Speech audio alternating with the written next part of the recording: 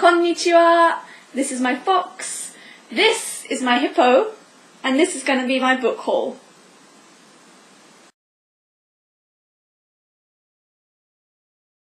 Yes, I am filming in my pajamas today because this is the third time trying to film this video, and I think I've learned my lesson now about rambling on so long that my laptop runs out of space and my camera cuts out, because when that happens, apparently, I just lose the file, even though it insists it's compressing it for me.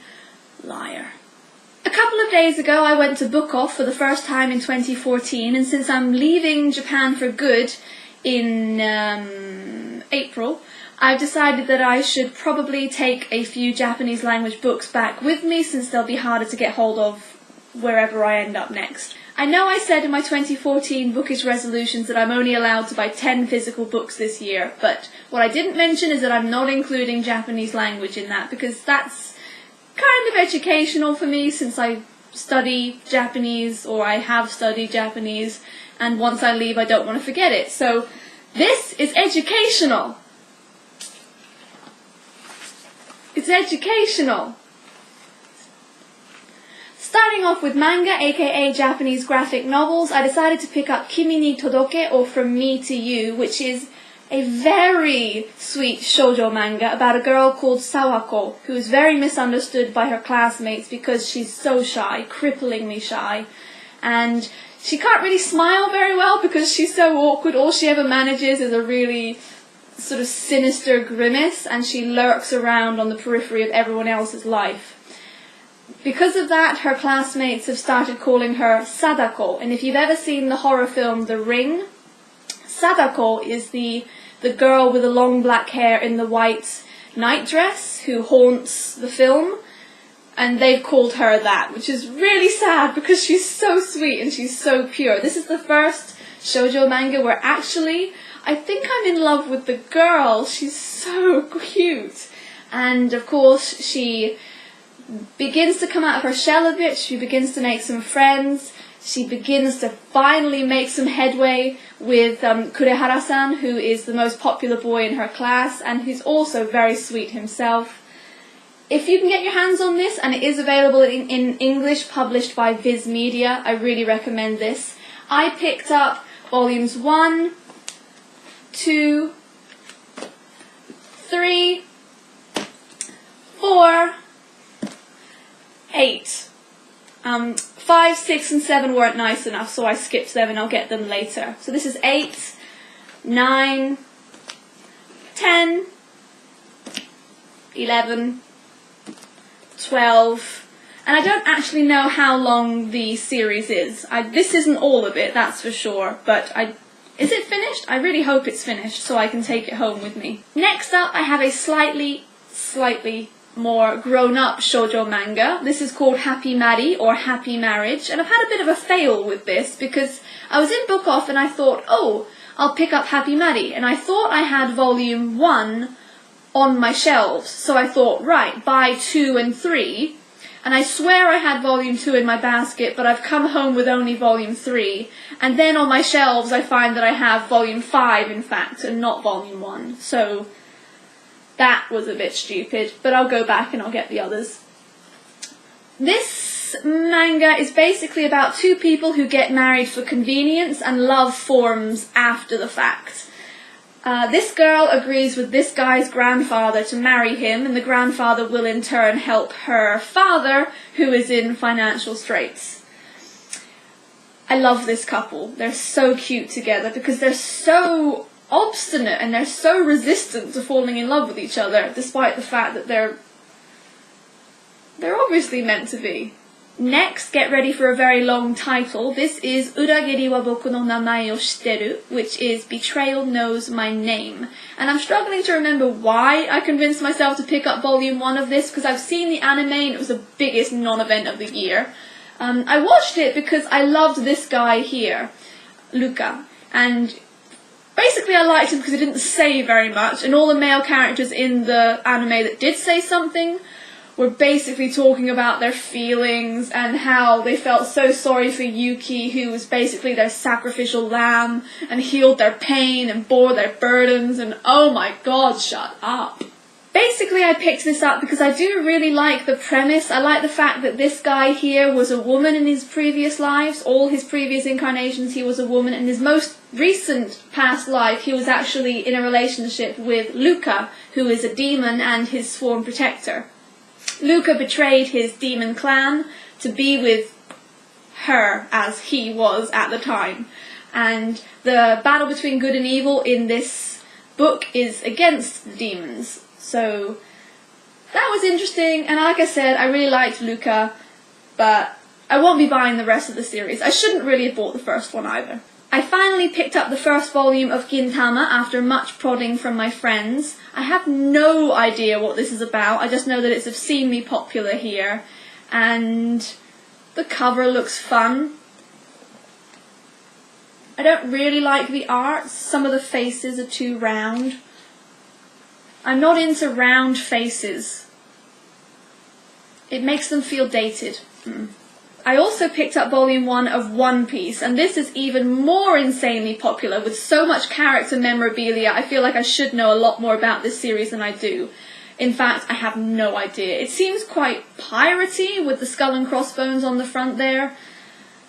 And the pages are so full and chaotic. I'm hoping I can keep track of the speech bubbles. I think this will be fun, but again, this is ongoing. There are so many volumes. I actually kind of hope I don't like this, because God forbid I be tempted to buy them all.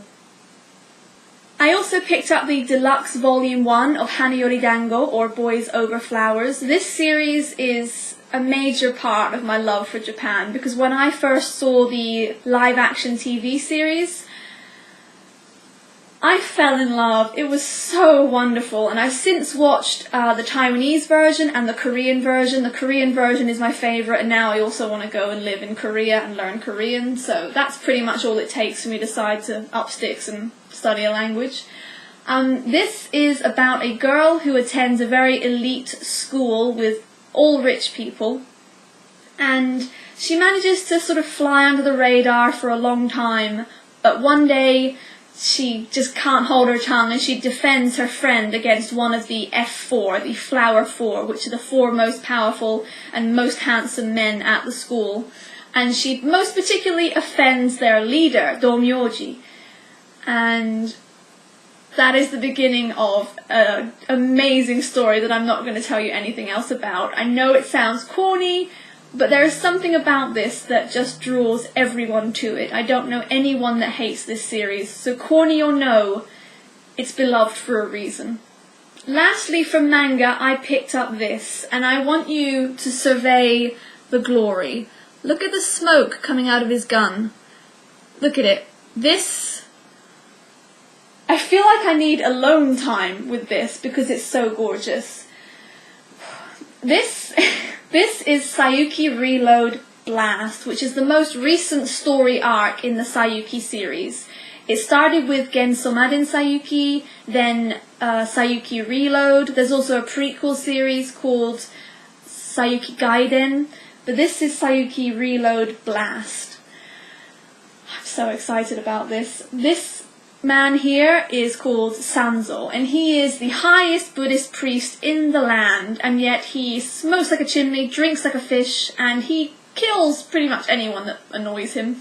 They're usually demons. He has this demon gun which vanquishes demons, and he is the only human in a cohort of 4 people, including him. 3 of them are demons. Oh my god, it's so good. I'm not going to tell you anything about it. It's so good. Sanzo is probably... Are you? I think you are. I think he's my favourite character in anime and manga, just because he kicks so much ass. Also, the 4 main characters in this series have such poignant backstories. I defy you not to love them, especially Sanzo and especially Goku. I also picked up one proper Japanese book. This is Accuracy of Death, or Shinigami no Seido. There's no English translation of this, so I won't go too much into it. Basically, it's episodes in the life of a death god. I hope it's the same Death God throughout. I've only read the first story, and the Death God in that was really funny. Sort of a real stickler for the details and following the Shinigami handbook to the word, but ultimately very bored with his job, and I like the juxtaposition of death, our most important journey in life perhaps, and his utter boredom with it. Just it's all old hat to him. Sorry if the light has changed, the sun keeps moving, so I opened the curtain. My local book off also has a very small English language section, so I picked up Alex Flynn's A Kiss in Time. You may have heard of Beastly, which is a retelling of Beauty and the Beast, and quite recently a film. That's by the same author. And A Kiss in Time is another modern day retelling of a fairy tale. It's a retelling of, I'm guessing, Sleeping Beauty, A Kiss in Time. Basically, a modern day boy called Jack wakes up a 316-year-old sleeping princess called Talia. And that sounds like fun. I also picked up Water for Elephants by Sarah Gruen because I finally found it with the non-movie cover. How exciting is that? I'm so sick of movie covers. Anyone with me? It's a really nice copy, really nice condition, and it was really cheap. And although I won't read it this year, I do want to have this one in my collection for whenever I do get round to reading it. So I picked that one up. Since my buzzword this year is travel, I picked up The Lonely Planet story by Tony and Maureen Wheeler. This is the story of their initial meeting, their first forays into travel, and then eventually their first publishing experiences, their founding of the company, the empire that is Lonely Planet Travel Guides now. And I thought this would be nice and inspiring for me to read. I've saved my biggest bargain for last, and this may be the best thing I've ever found at Book Off, in fact. It is a poster book by Maurice Sendak, and it's just a collection of posters. We have this one here. New York is book country, and they're on really high quality paper as well. When I eventually have walls that I can hang things on, I will frame these and hang them. Reading is fun. You would not believe how cheap this was. I'm going to give you some time to guess. No. No. Oh, here's a nice one. Imagination Celebration. I'm so happy with this, and I am going to tell you that it was 250 yen, which is, at the current exchange rate, I think just over $2, and it's well under £2, so I'm so happy with that. That was the end of my purchases from Book Off, but I did buy one book from eBay, which is this DK Eyewitness Travel Guide to Australia. I think I might move there this year or next. And I was looking into buying it in Japan, and it was over 3,000 yen. Then I found this on eBay for £10, including postage and packaging, to Japan from England, I think. So I don't know how they were able to offer that. The seller was called Wordery, and this is a brand new book, perfect condition. The original price is $16.99. It must have cost more than a tenner to post it. I am baffled, but pleased. Yay. Next, another place I would like to spend some time is Alaska, and I bought this book, Winter Dance, The Fine Madness of Alaskan Dog Racing by Gary Paulson.